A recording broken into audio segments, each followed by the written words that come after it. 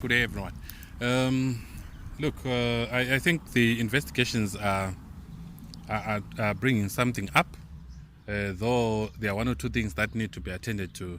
The entry which was given by the Director of Public Prosecution has not been fully complied with, and we insist that there is need that it be complied with.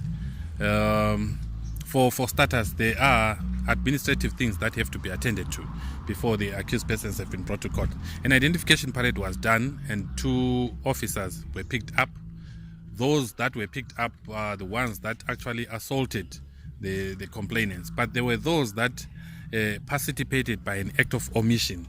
That's the other thing that was not attended to by the police, and there is a vehicle which was used as a getaway car at some stage.